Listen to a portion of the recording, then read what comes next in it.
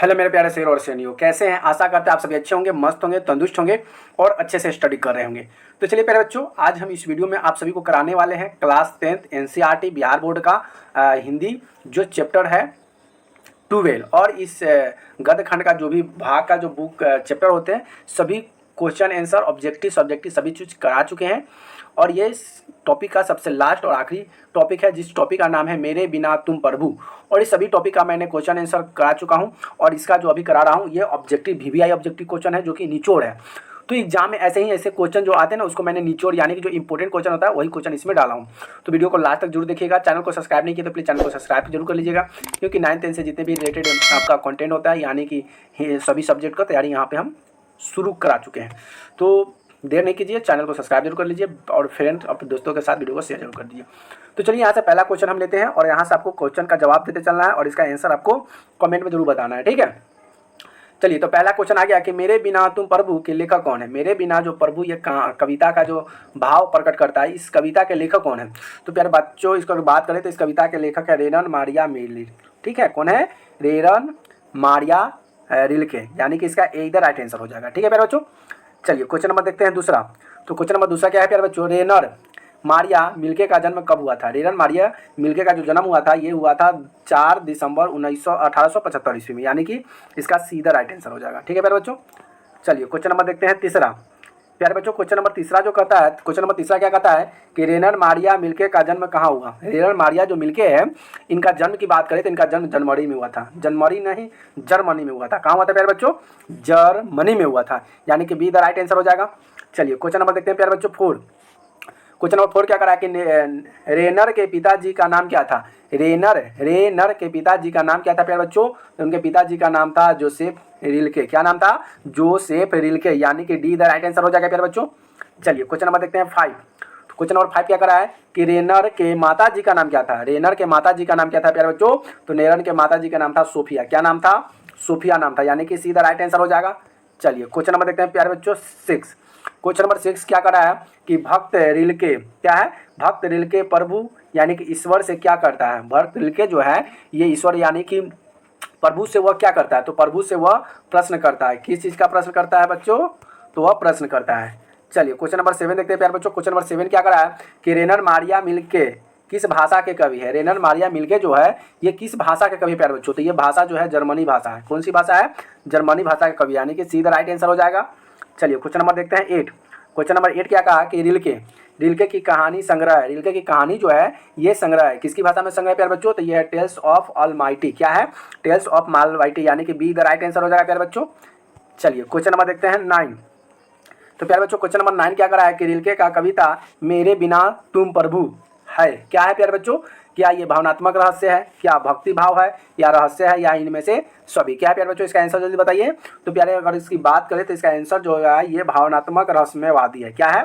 भावात्मक रहस्यवादी, यानी कि यही द राइट आंसर हो जाएगा। चलिए क्वेश्चन नंबर अब देखते हैं प्यारे बच्चों 10। क्या है क्वेश्चन नंबर 10 में कि भक्त कवि अपने को भगवान का क्या मानता है। भक्त जो कवि है भगवान का वो अपने भगवान को क्या मानता है। तो प्यारे बच्चों अगर इसकी 10 की हम बात करें तो भगवान को जलपत्र मानता है। क्या मानता है? जलपात्र, यानी कि यही द राइट आंसर हो जाएगा प्यारे बच्चों। चलिए क्वेश्चन नंबर देखते हैं 11। क्वेश्चन नंबर 11 क्या करा है कि निर्वासित का अर्थ है। निर्वासित का अर्थ है तो प्यारे बच्चों निर्वासित का अर्थ क्या होगा? तो निर्वासित का अर्थ हो जाएगा बेघर। क्या हो जाएगा? बेघर, यानी कि यही द राइट आंसर हो जाएगा प्यारे बच्चों। चलिए क्वेश्चन नंबर देखते हैं 12। तो क्वेश्चन नंबर 12 क्या करा है कि पाठ्य पुस्तक में संकलित रिल्के की कविता का हिंदी अनुवाद किसने किया था। यानी कि हिंदी में अनुवाद बोल दीजिए चाहे हिंदी में रूपांतर कीजिए। ये किसने किया था प्यारे बच्चों? तो ये किया था धर्मवीर भारती ने किया था। किसने किया था? धर्मवीर भारती ने, यानी कि बी द राइट आंसर हो जाएगा प्यारे बच्चों। चलिए क्वेश्चन नंबर देखते हैं 13। क्वेश्चन नंबर 13 क्या कहता है प्यारे बच्चों कि पाठ्य पुस्तक में संकलित रिल्के की कविता किस भाव की है। मतलब पाठ्य पुस्तक में जो ये कविता जो दिया गया है कविता का भाव क्या है। तो प्यारे बच्चों इसकी भाव की बात करें तो ये भाव जो है भक्ति की भाव है। कैसी भाव है? भक्ति की भाव है, यानी कि सीधा राइट आंसर हो जाएगा प्यारे बच्चों। चलिए क्वेश्चन नंबर देखते हैं 14। क्वेश्चन नंबर 14 क्या करा है प्यारे बच्चों कि भगवान की कृपा दृष्टि कहाँ विश्राम करती है। भगवान की जो कृपा दृष्टि है ये विश्राम करती है, लेकिन कहाँ पे विश्राम करती है? तो कवियों के कपोलों में विश्राम करती है। कवि के कहाँ पे? कपोलों में। तो वहाँ पे डी द राइट आंसर हो जाएगा प्यारे बच्चों। चलिए क्वेश्चन नंबर देखते हैं 15। क्वेश्चन नंबर 15 क्या कहता है कि कवि किसके स्वाधीन होने की बात करता है? कवि जो है किसके स्वाधीन होने की बात करता है? तो प्यारे बच्चों अगर 15 की अगर बात करें तो इसका आंसर हो जाएगा मंदिरों। किसकी बात करता है? स्वाधीन होने की बात करता है मदिरा। क्या करता है? मदिरा की बात करता है, यानी कि डी द राइट आंसर हो जाएगा प्यारे बच्चों। चलिए क्वेश्चन नंबर हम देखते हैं 16। क्वेश्चन नंबर 16 क्या कहता है? क्वेश्चन नंबर 16 प्यारे बच्चों उसको देखते हैं। कवि रिल्के के अनुसार मनुष्य के बिना किसका अस्तित्व नहीं न रहेगा? मतलब कवि रिल्के जो कहते हैं कि मनुष्य के बिना अस्तित्व नहीं रहेगा। किसका अस्तित्व नहीं रहेगा प्यारे बच्चों? तो ईश्वर का अस्तित्व नहीं रहेगा। मतलब इंसान ही नहीं रहेगा, मनुष्य ही नहीं रहेगा, तो ईश्वर को पूजा पाठ करेगा कौन? ईश्वर को मानेगा कौन? ईश्वर का कोई अस्तित्व ही नहीं रह पाएगा। यानी कि मनुष्य के बिना ईश्वर का अस्तित्व नहीं है, तो अस्तित्व नहीं रहेगा किसका? ईश्वर का। चलिए क्वेश्चन नंबर देखते हैं 16 प्यारे बच्चों।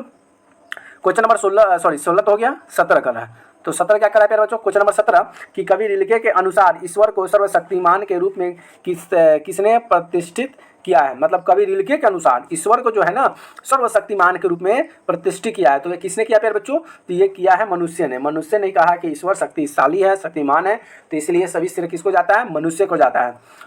ठीक है प्यारे बच्चों, यानी कि इसका सीधा राइट आंसर हो जाएगा। ठीक है, चलिए क्वेश्चन नंबर 18 देखते हैं प्यारे बच्चों। क्वेश्चन नंबर 18 क्या कर रहा है कि रिल्के के काव्य शैली कैसी है? रिल्के की जो काव्य शैली है प्यारे बच्चों, ये काव्य शैली कैसी है? तो अगर इसके शैली की बात करें तो शैली जो है गीतात्मक है। क्या है? गीतात्मक है, यानी कि ए इधर राइट आंसर हो जाएगा प्यारे बच्चों। चलिए क्वेश्चन नंबर देखते हैं 19। तो प्यारे बच्चों क्वेश्चन नंबर 19 जो है, मेरे बिना तुम प्रभु किस भाषा के अनुवादी हैं? क्या है? अनुवादित है। मेरे बिना तुम प्रभु किस भाषा से अनुवादित है? तो 19 की अगर प्यारे बच्चों बात करें तो ये जर्मनी की बात हो रहा है, तो इसलिए इसका आंसर भी जो होगा जर्मनी होगा, क्योंकि चैप्टर जो भी इस चैप्टर जो है ना मेरे बिना तुम प्रभु, इसमें जितने भी बात किया गया है जर्मनी के बारे में दर्शाया गया है, और यहाँ के जो भाषा भी जर्मनी है और यहाँ के लेखक भी जर्मनी है। जब लेखक जर्मनी होंगे तो अपनी भाषा में ही बात करेंगे, भाषा में कुछ लिखेंगे, यानी कि जर्मन में लिखेंगे, यानी कि German is the right answer हो जाएगा। चलिए क्वेश्चन नंबर 20 देखते हैं, यानी क्वेश्चन नंबर 20 को मारो फोंटी और हो जाओ सोंटी। क्या कहा 20 में कि दूर चट्टानों की ठंडी गोदान में किस कवि को पंक्ति है? दूर चट्टानों में ठंडी गोद में किस कवि की पंक्ति है? तो प्यारे बच्चों कहानी जब पढ़िएगा ना तो कहानी में जो मेंस साहित्य दिया जाता है ना उसको पढ़ना भी बहुत इंपॉर्टेंट होता है। देखिए उसी में से ये क्वेश्चन डाला गया है। क्या क्वेश्चन डाला गया है कि दूर चट्टान में गद्दी गोद में किसकी कवि है? तो प्यारे बच्चों ये तो है किसकी है? तो तब बताइए दीजिए कि सर ये तो है रेनर मारिया मिल्के का। अब एक चीज आपको ये भी बताना है, जीवन नरोत्तम दास कौन सा कविता लिखे थे? अनामिका कौन सा कविता लिखे थे? सुमित्रा कौन सा कविता लिखे थे? और ये कौन सा कहानी लिखे थे? इसका बताया अभी जीवनानंद पंत जो होता है ना, इसकी कहानी के कारक कौन है आपको कमेंट में जरूर बताना है। ठीक है, इसका कौन सा कहानी लिखे हैं? तो चलिए इस क्वेश्चन की अगर बात करें तो इसका आंसर जो हो जाएगा डी द राइट आंसर हो जाएगा। ठीक है, चलिए क्वेश्चन नंबर 21 देखते हैं प्यारे बच्चों। क्वेश्चन नंबर 21 क्या कर रहा है कि कवि अपने को भगवान का मानता है। कवि जो है कवि अपने को भगवान का क्या मानता है? हम भगवान के क्या हैं? भगवान के वंशज है, भगवान के साथी है, भगवान के पादुका है, भगवान के वस्त्र है, भगवान के भक्त है। तो प्यारे बच्चों इसमें से बताइए इसका आंसर क्या होगा? तो भगवान कवि जो है अपने भगवान को पादुका मानते थे। ठीक है, चरण का धूल, हम भगवान के चरणों का धूल है, पादुका मानते थे, यानी कि बी द राइट आंसर हो जाएगा। ठीक है प्यारे बच्चों, चलिए क्वेश्चन नंबर देखते हैं 22।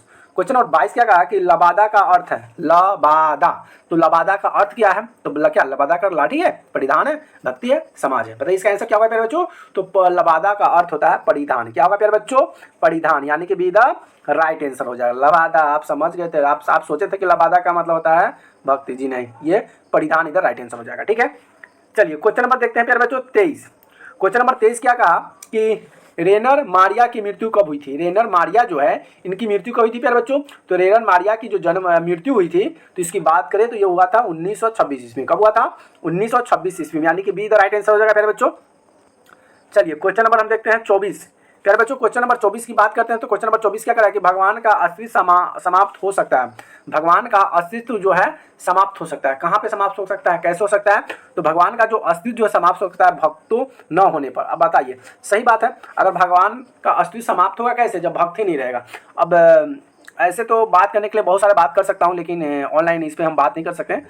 ठीक है, क्योंकि भक्ति का भाव सनातन धर्म से आता है। ठीक है, और सनातन धर्म खत्म होने वाला नहीं है। जिस दिन सनातन धर्म खत्म हो जाएगा उस दिन भगवान का कोई अस्तित्व नहीं रहेगा। तो ऐसा कभी होने वाला जिंदगी में नहीं है, एक जाएगा तो एक अवतार लेगा। ठीक है, चलिए इस पर विशेष बात बाद में करेंगे, आपसे शेयर करेंगे। पहले क्लास को एंजॉय कर सॉल्व करते हैं। ठीक है, चलिए क्वेश्चन नंबर अब प्यारे बच्चों 25 यानी कि 25 क्वेश्चन देखते हैं। 25वां क्वेश्चन क्या कर रहा है कि चरणों में छाले पड़ जाएंगे वे डैश लहूलुहान। इसका मतलब क्या है, वे लहूलुहान। क्या लहूलुहान हो सकता है, क्या वो भटकेंगे तुम्हारे सूर्यास्त चट्टानों। तो चरणों में छले पड़ जाएंगे वे भटकेंगे लहूलुहान, मतलब वो कह रहा है कि छाले पड़ जाएंगे पैर में लेकिन वे भटकेंगे लहूलुहान। वे तुम्हारे लहूलुहान तो नहीं होगा, वे शुरुआत तो लहूलुहान। ऐसे भी क्वेश्चन को आप पढ़ के सेट कर सकते हैं। वे चट्टानों लहूलुहान नहीं, तो वे भटकेंगे लहूलुहान, यानी कि इसका आंसर ए हो जाएगा। ए इधर राइट आंसर हो जाएगा प्यारे बच्चों। और लास्ट और आखिरी क्वेश्चन आपके सामने ये रहा 26वां क्वेश्चन। 26वां क्वेश्चन क्या कहा प्यारे बच्चों कि किसे खोकर ईश्वर अपना अर्थ खो बैठेंगे। किसे खोकर ईश्वर अपना अर्थ खो बैठेंगे, मतलब भगवान के बारे में कहा गया है कि भगवान किसको खो देंगे और अपना अर्थ खो बैठेंगे। तो प्यारे बच्चों अगर इसकी हम बात करें 26 की, तो आप बताइए क्या होगा। तो किसको खोकर ईश्वर, तो ये भक्त को और ईश्वर खो देते हैं तो अपना अस्तित्व खो बैठेंगे। वो किसके लिए रहेंगे, उनको पूजा कौन करेगा, उनकी आराधना कौन करेगा, यानी कि भक्त मेन होता है, यानी कि सीधा राइट आंसर हो जाएगा। चलिए प्यारे बच्चों क्वेश्चन नंबर यहाँ से हो गया समाप्त और ये आपका लास्ट क्वेश्चन था। और ये टॉपिक जितने था हिंदी इंग्लिश का पूरा खत्म करा चुके हैं। पूरा question answer, objective question, subjective question सब कुछ खत्म हो चुका है प्यारे बच्चों। अब आपको क्या चाहिए, अगर नोट्स लेना चाहते हैं, अगर आपको वो हर चीज़ का PDF लेना चाहते हैं तो हमारे से जुड़ सकते हैं। और नीचे नंबर जो चल रहा है उस नंबर पर आप कांटेक्ट कर सकते हैं, व्हाट्सअप मैसेज कर सकते हैं। और आपको जो सब्जेक्ट का विषय का नोट्स चाहिए, क्वेश्चन आंसर चाहिए, सभी आपको हम यहाँ से फ्री में दे देंगे। ठीक है, तो चलिए वीडियो देखने के लिए बहुत बहुत धन्यवाद। Thank you so much, love you. फिर मिलते हैं अगले वीडियो में, तब तक के लिए बाय बाय।